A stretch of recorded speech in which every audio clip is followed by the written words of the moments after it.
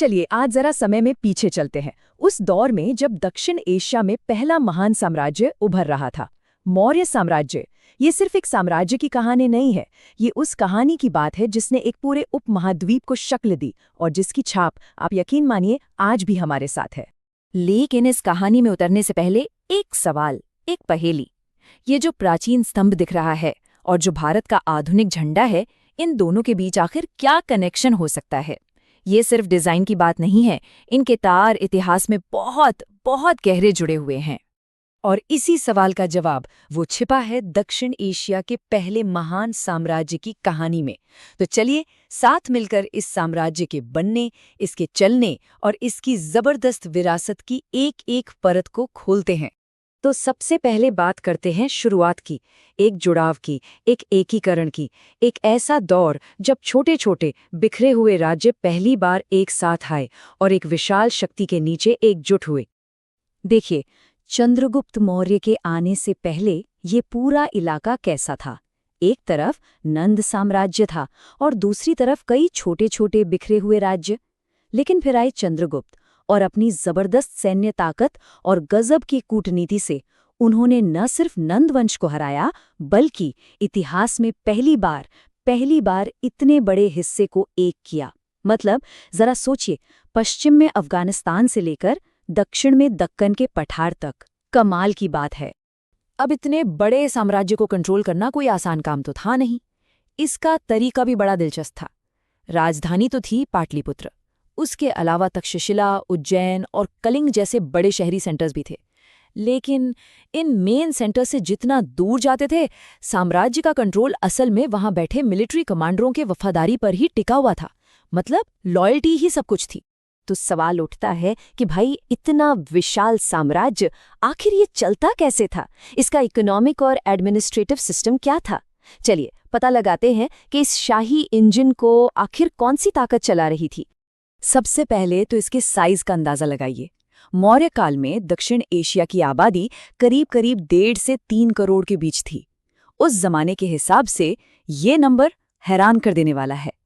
इससे पता चलता है कि हम कितने बड़े साम्राज्य की बात कर रहे हैं। तो ये साम्राज्य टिका कैसे था? देखिए, इसकी नींव में कई मजबूत चीजें थीं। एक, बौद्ध और जैन धर्म की नई सोच ने शासन चलाने का खर्चा कम कर दिया।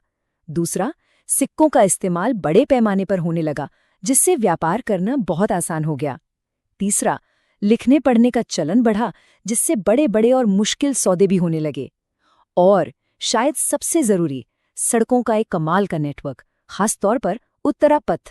इसे आप एक तरह से उस जमाने का ग्रैंड ट्रंक रोड समझ सकते हैं। इसी सड़क ने राजधानी को बंदरगाहों और खदानों से जोड़ा और ये साम्राज्य की लाइफलाइन बन गई। और फिर कहानी में एक ऐसा मोड़ आता है जिसने इस साम्राज्य की पूरी विरासत को हमेशा हमेशा के लिए बदल कर रख दिया। ये मोड़ था सम्राट अशोक का महान परिवर्तन। और इस बदलाव की वजह बना कलिंग का युद्ध। ये एक बहुत ही क्रूर और खूनी जंग थी और इसमें जो तबाही हुई, जो विनाश हुआ, उसने अशोक को अंदर तक हिलाकर रख दिया।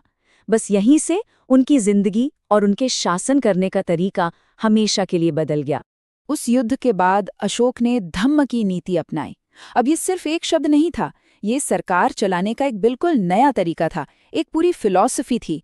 मतलब अब साम्राज्य तलवार के जोर पर नहीं, बल्कि नैतिक सिद्धांतों, अहिंसा और हर जीव के लिए दया, इन चीजों पर चलना था। ये एक तरह से जीत के जरिए राज करने की सोच को पूरी तरह से पलट देना था। और अशोक ने ये विचार सिर्फ सोचे नहीं, उन्होंने इन्हें पत्थर पर खुदवाया और पूरे साम्राज्य में फैला दिया। ये जो शिलालेख थे, ये एक तरह से पब्लिक अनाउंसमेंट थे। इनके जरिए बौद्ध धर्म और अहिंसा को बढ़ावा दिया गया। जानवरों को मारने पर रोक लगाई गई और तो और जंगलों को बचाने का हुक्म दिया गया। और इन्हें लगाया भी कहा जाता था, अक्सर व्यापार के रास्तों पर, ताकि इनका मैसेज ज्यादा से ज्यादा लोगों तक, दूर दूर तक पहुंचे। अशोक के इन पॉलिसियों का नतीजा ये हुआ कि मौर्य साम्राज्य अब सिर्फ एक पॉलिटिकल पावर नहीं रह गया था। नहीं, अब ये विचारों का साम्राज्य बन गया था। एक ऐसा एम्पायर जिसका असर अपनी सरहदों के भी पार फैल रहा था। अशोक ने क्या किया?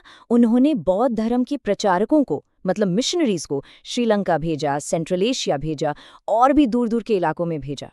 और यही वो मिशन थे जिन्होंने बौद्ध धर्म को एक लोकल धर्म से उठाकर एक वर्ल्ड रिलीजन बना दिया। ये दिखाता है कि एक शासक की सोच कैसे पूरी दुनिया को बदल सकती है। सच कहूं तो अशोक वाकई अपने वक्त से बहुत बहुत आगे थे।